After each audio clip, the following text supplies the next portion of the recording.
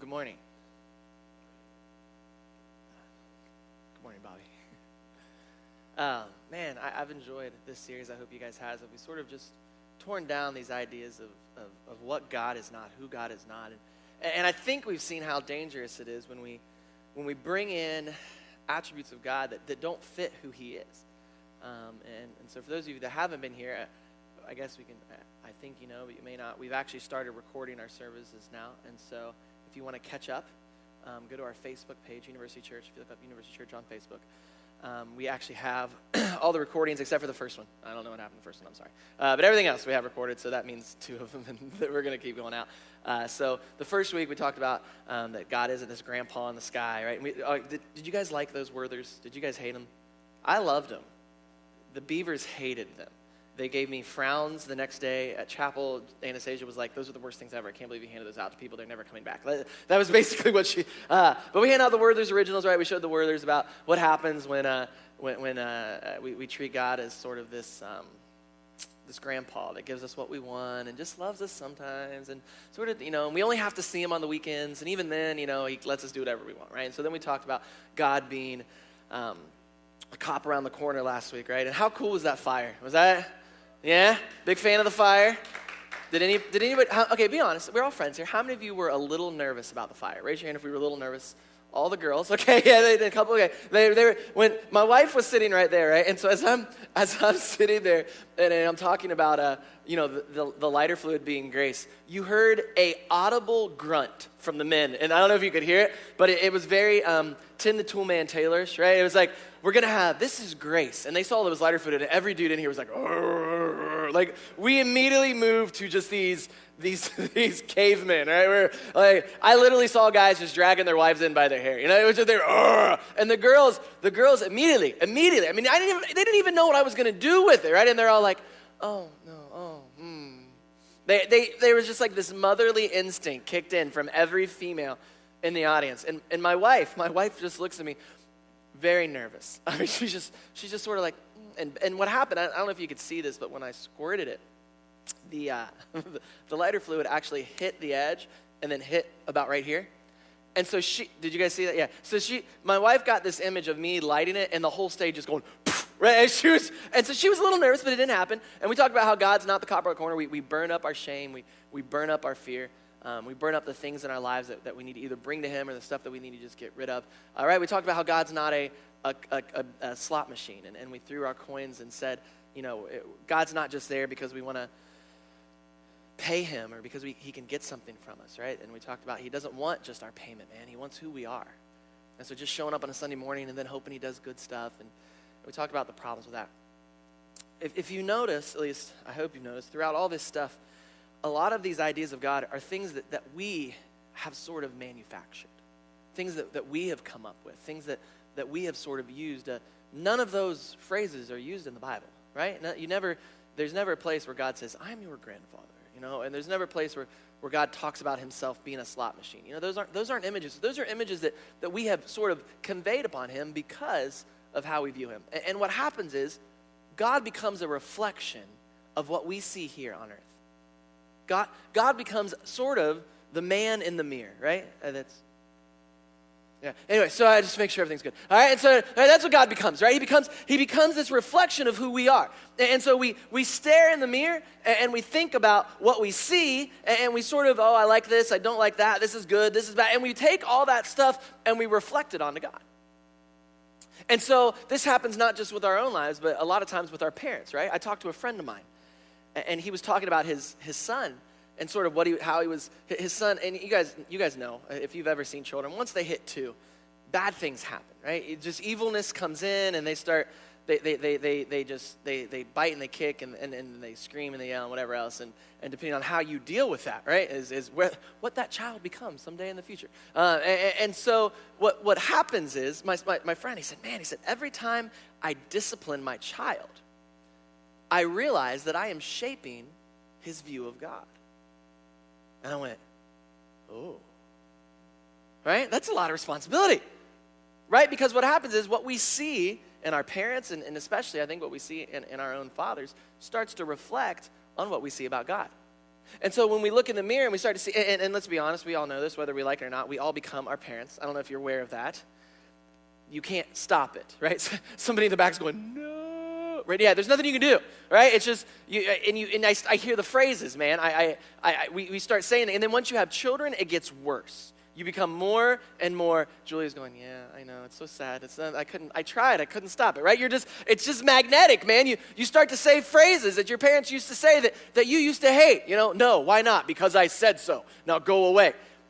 Go back to your cage, bassinet, whatever that thing's called, right? And so, what the things that our parents do, right? The ways we interact with our parents and the ways that our children can interact with us make them view God in a certain way.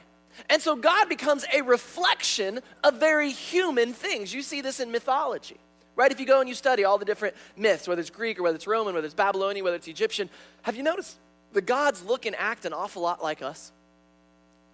They do everything we do. They need to eat, right? They need to sleep. They come down and have affairs with mortal women. They get angry and they fight amongst themselves, right? And what happens is God becomes a superpowered human. He is me on steroids. Lots and lots of steroids. Big, massive steroids, right? He can do whatever he wants, whenever he wants, but he does it the way I would do it. And I'm just going to be honest with you. If I am God, you people are in big trouble, right? That's just, you freshmen are done. It is over, man. There are bad things coming down. And what happens is we just reflect us, the good and the bad, on God. And the problem is this view of God shapes everything we do. The way we think about God, the way we talk about God, the way we process who God is, shapes everything in our lives. I love this quote. It says, what comes into our minds when we think about God is the most important thing about us. Let's stop there for a second. The most important thing about us is the image that pops in our head. When I say God, what does that mean to you? How do you react? Is it the grandfather? Is it the slot machine? Is it the cop? Is it just you but on steroids? Is it your dad on steroids? Is this a positive feeling? Do you cringe a little bit? I mean, if you started thinking that God was everywhere you are at all times, knowing your every thought, your every word, your every deed, how does that make you feel? What you think about God drives those feelings. And so he says this is the most important thing about us. We tend to, by a secret law of the soul, move towards our mental image of God. He says that which we purvey about God, the things that we think about, all the stuff that we put out there about God, that stuff is what we move towards.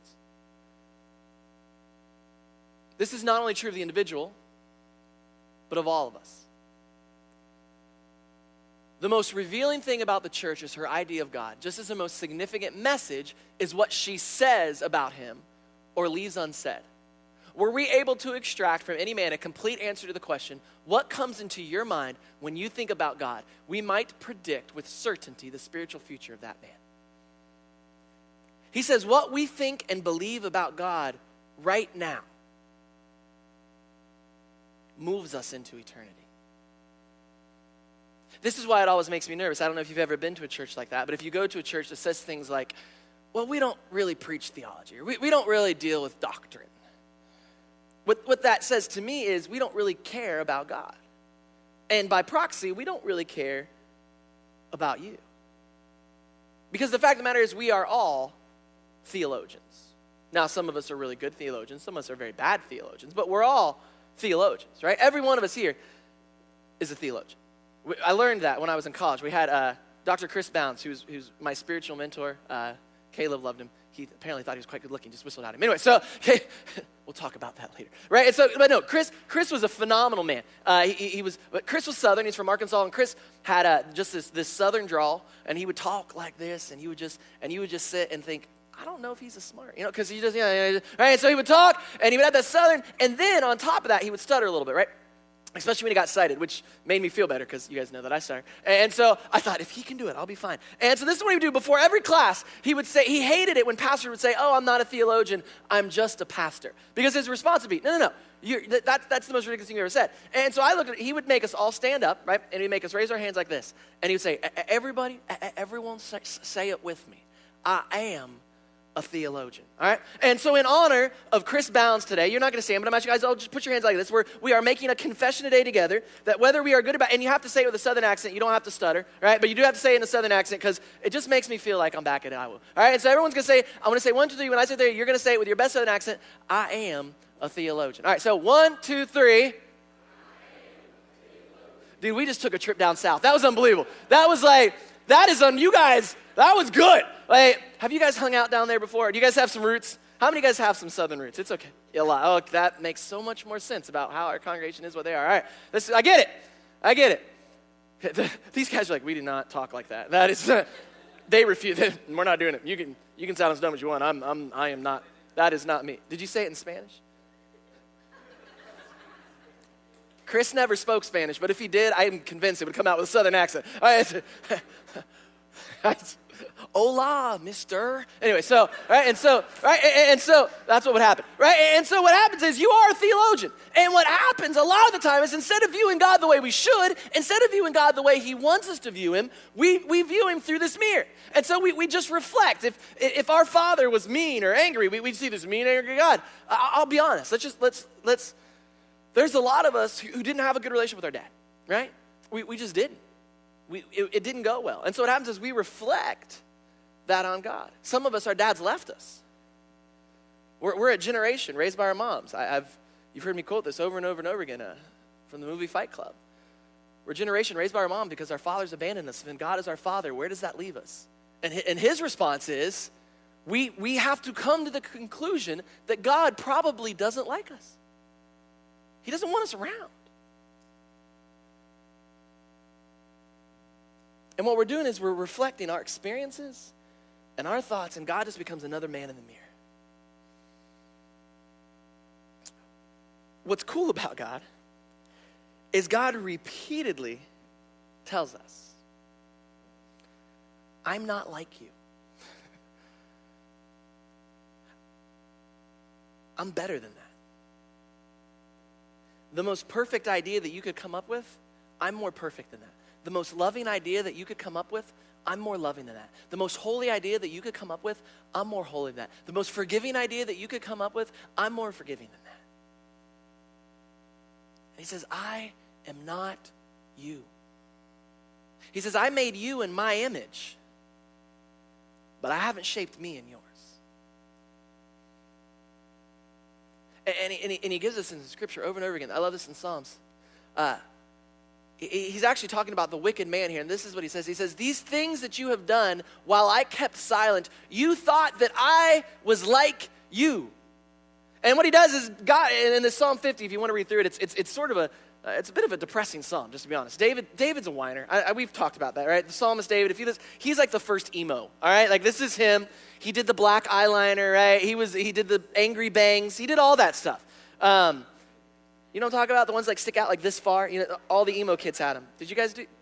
Have you not seen those? No, you have. That's why you're like, yeah. You're thinking of someone. Okay, anyway, so right, angry bangs. And so like that's what, right? This is David. I see David with eyeliner and angry bangs complaining to God. And so he says, God, and he starts speaking for God, right? And God's sort of like, I don't want your bulls. I don't want your sacrifices. I'm sick of you guys. You guys have been sinning and I can't handle it anymore. And he says, but the reason you were doing that, he says, the reason that you acted like that, the reason that you didn't follow me the way you should have, the reason that you tried to pay me off, the reason that you thought I was a slot machine, the reason you thought I was a grandpa in the sky, the reason you thought I was a cop around the corner was because you thought that I was like you. And I'm not. And I'll just say, we are one of the few religions in the world that says our God's not like us. Story after story after story after story that says he's better than that. Our God doesn't come down and have affairs. Our God doesn't come down and mess with he says, I'm above all that. And he says, I'm more great than you could ever imagine. I like this. This is a passage most of us have probably heard. If you grew up in the church at all, you at least have heard some of it. For my thoughts are not your thoughts, my ways are not your ways. Your ways are not my ways. For as the heavens are higher than the earth, so my ways are higher than your ways, and my thoughts are higher than your thoughts. Now, a lot of times when we hear this passage, it's out of context. We do that with a lot of our passages, right? When we love to quote random verses that support whatever it is that we're saying at that particular time, right? Have you met people like that? They're like, well, I believe this. Well, why do you believe that? And like they quote like some random passage. Here's my fear with that, because this can really cause problems. Like if you just grab a random verse and this is your verse, let's say you're really depressed and you don't know what to do and you flip through the Bible and you just grab a verse and it says, and Judas went out and hung himself. Oh.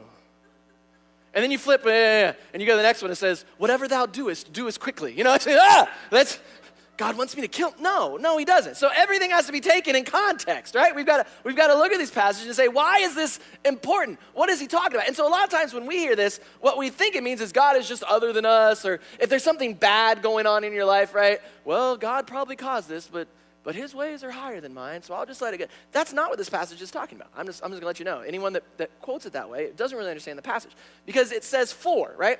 Or therefore. And anytime you see a therefore in the Bible, you want to know what it's there for, right? Doesn't take a Hebrew scholar to figure that one out, all right? That one's cake, right? And so what is this about? What is he talking about? Why is he doing this, right? Well, let's go to the passage before. Seek the Lord while he may be found. Call upon him while he is near. Let the wicked forsake their ways. Let the unrighteous man his thoughts. Let him return to the Lord, and he will have mercy on him and to our God, because he will abundantly pardon. So what it's saying is, if you're a bunch of idiots, come back to God because he's going to forgive you. And then our response is, but that's not fair. Why would he forgive those people? And he comes back with, because his thoughts are not our thoughts and his ways are not our ways. You see, we use this a lot of times to think God is more vindictive than us, right? Yeah, he sent a flood. He's probably going to blow up these people. Why? Well, it's just the way he works. His ways are not our ways. But this is saying, this vindictive, revengeful God that we sometimes have in our minds, because that's who we are, right? We look in the mirror and we see these mean, angry people that are ready to get back at anyone who comes at us, and we project that onto God, and we just assume that he's this mean, angry, vindictive, revengeful person.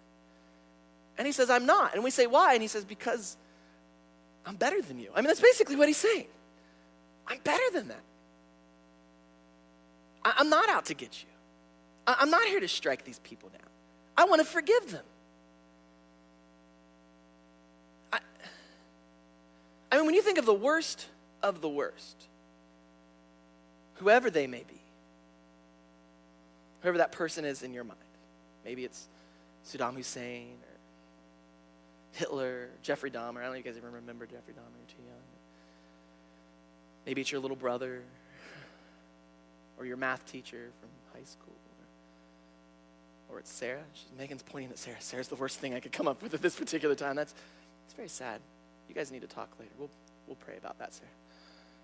All right, whoever that may be. And let's say that worst person in the world right before they died looked to God and said, God, I'm so sorry. You were right. And if you could find it in your heart, God, to forgive me, would you? In your mind, does that person get in? And if they do get in, is that fair? And it would be even worse, what if they get the mansion right beside yours? Like, can we move in heaven? Are there real estate agents in heaven? I'd like to put my mansion up. I'll downsize. I am not hanging out with Saddam. I'm out of here, God. I can't even believe you let him in. That's the way we work. I just read this story, right? A husband had found out that his wife was cheating on him. He drives by the house, sees her car there, right? This is unbelievable. This is what he does. He goes and he finds a dead dog, puts a leash on it, and hooks it to the guy that she's having the affair at the back of his car. And so as this guy's driving down the street, all of his neighbors think he hooked a dog to the back of his car and let it die. He got pulled over and charged with animal cruelty. The cop was so mad about it that he just started finding other things. He was like, I'm giving you a ticket for that. I'm giving you a ticket for that.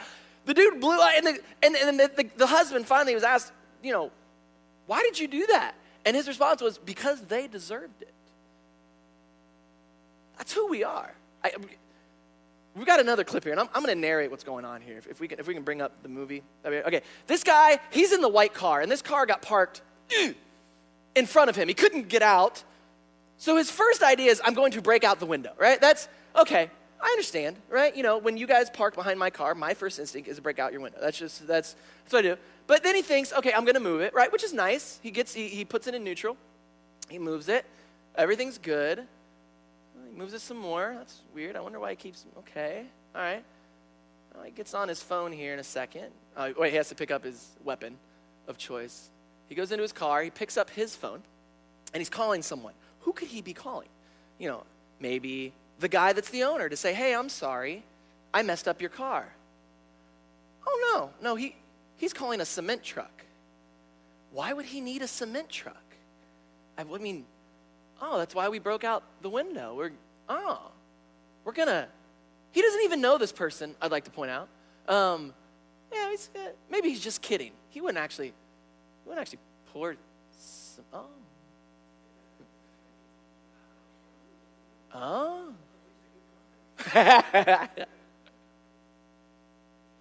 I want this guy to be our new campus security.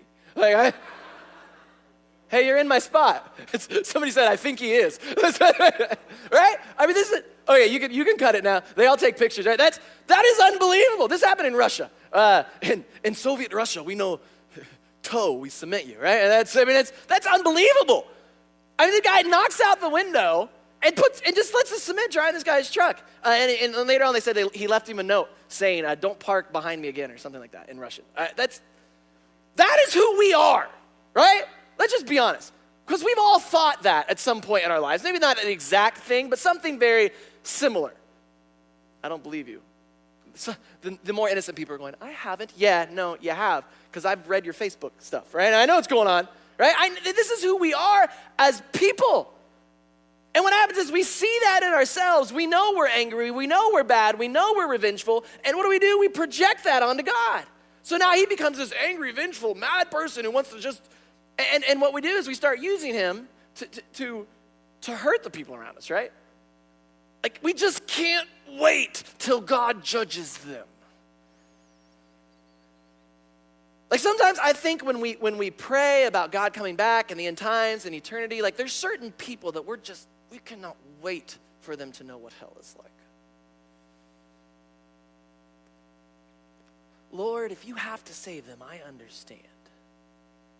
But if anyone deserves judgment, it's that guy, or those people, or that group. And God says, my ways are not your ways, and my thoughts are not your thoughts. And heaven is higher than earth for a reason. And he says, until you stop projecting you and your thoughts on me, you're never going to understand what I am. Here's another one. God is not a man, so he does not lie. He is not human, so he does not change his mind. Has he ever spoken and failed to act? Has he ever promised and not carried it through? I think sometimes we think God is almost being deceptive, and he plays games with us, right? And every time something bad happens to me, I'll be honest, there's this moment that I'm sure that God and Peter are up at the gate going, dude, check this one out. I'm going to mess with him on that. We're going to let him fix his car, and then we're just going to blow it up, right? Peter, we're going to do it again. Look, this is just, I was driving, Chris Farrell was getting married, and I was driving to Chris Farrell. I was trying to do a nice thing. It was down in Cincinnati. I'm in my suit. I'm ready to go. And you guys know, if I'm wearing a suit, it's really important, because that just doesn't happen all that often. And I'm on my way there, and literally my tire just blows up for no reason. And it is in shreds. And if you've ever been on 71 on the side of the road trying to change a tire when people are driving by, they are idiots. And literally, our students drove by and waved at me. I'm not going to name names, but Ian Hammond might have tweeted that.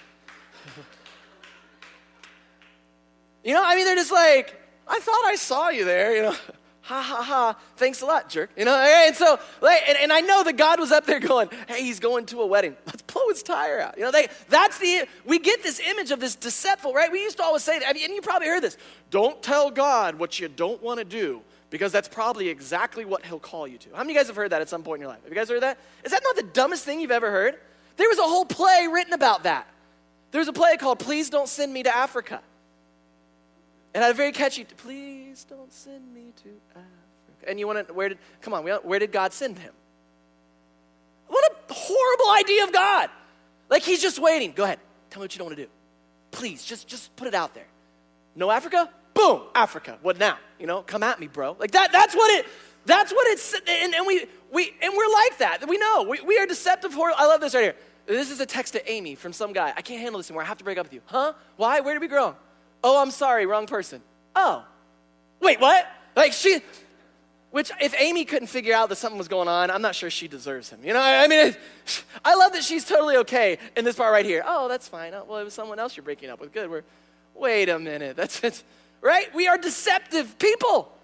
And because we're deceptive people, we put that onto God. And God in this last passage says, that's not who I am.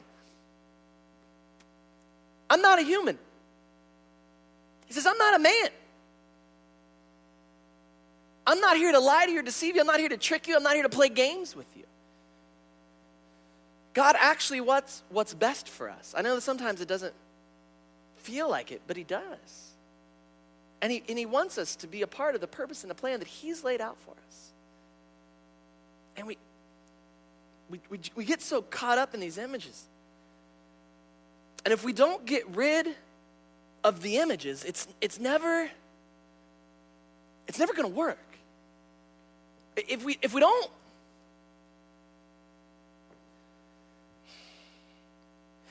don't start chipping away at this stuff, and I hope that some of what we've done the last couple of days, couple of weeks, is and sometimes we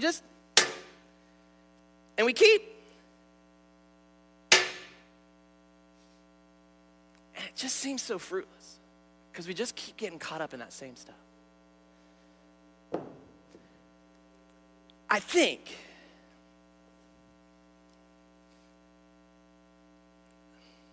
the problem is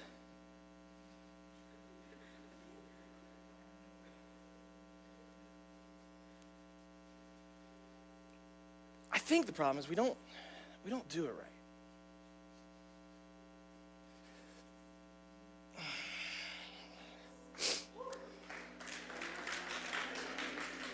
I get the sense that we go little piece, and we chip off a little here, we chip off a little there, and as a whole, we still pretty much cling to who we are about God, right? We still see who we are in him. And we see that anger, and we see that vengefulness, and we see that messiness, and he's better than that. And so we've thrown our coins in, right? And we took our Werthers and we burn our stuff. We haven't tried this yet. And as a pastor, it's a bad sign when everyone gets out their cell phones. So here's what we're hoping is going to happen.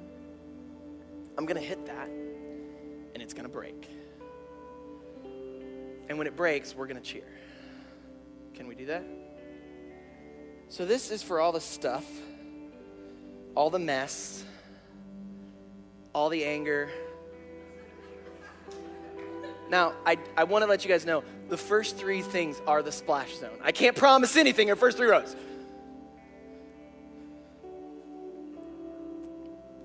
All the unforgiveness, all these horrible bad views of God, all this stuff that messes us up. Right? And it's dangerous. And I'll be honest, man, when we start to deconstruct who God is, it's dangerous because eventually we've got to put something there. In the next 4 weeks, we're going to talk about who God is and what he is for us. But before we do that, man, we got to get rid of this thing. So wish me luck.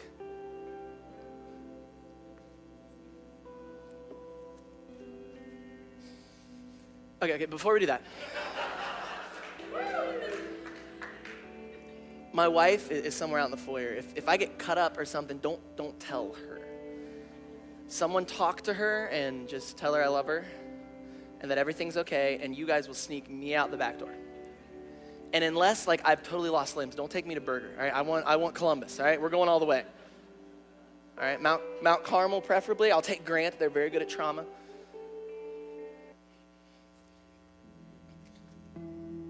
That's good. That's good music right there. I like that. All right, folks, hopefully this image of God goes away. And once we've shattered it, put all that junk in the box.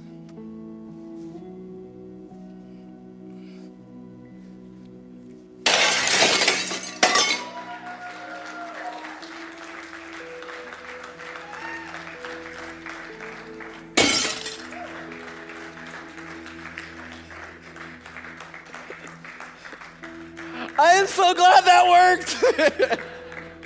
All right, so for the next 4 weeks, we're gonna fill this thing back up, right? We're gonna say these images of anger of God are gone, these grandpas of God are gone, the cop around the corner is gone, all this stuff that we messed up about God is gone. And we're gonna take all that emptiness that we have now, we're gonna fill it with biblical analogies and passages that says this is who God is. That he's our father, and he's a gardener, and he's a shepherd, and all the stuff that God actually is. And we're gonna explain why that's important and what that means for us. And what's cool is that's gonna lead us right up to Easter. Right up to our Lenten season. So we're going to talk about who God is, and then through the Lenten season, we're going to actually see who God is. Because when God is revealed to us, the most clearly we can see him is his son, Jesus, who came down for those of us that are screwed up, and those of us that have messed up, and those of us that have done all the wrong stuff. And he said, I'm going to shatter your view of God. And I'm going to show you a loving God who wants to transform your life. Let's pray. God, thank you so much for everything that you've done. Thank you so much for taking our view of God and of who you are and reworking it, man, and showing us that you love us and you care for us and you have a purpose and a plan for our lives. And Lord, may we leave this place with a better understanding of who you are.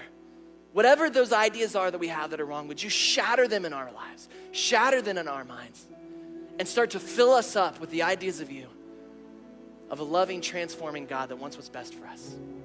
A God who gave his son, gave his very life so that we may have life. In Jesus' precious and holy name I pray. Amen. God bless you and keep you. May his face shine upon you. Go in peace. Have a blessed Sabbath, everybody.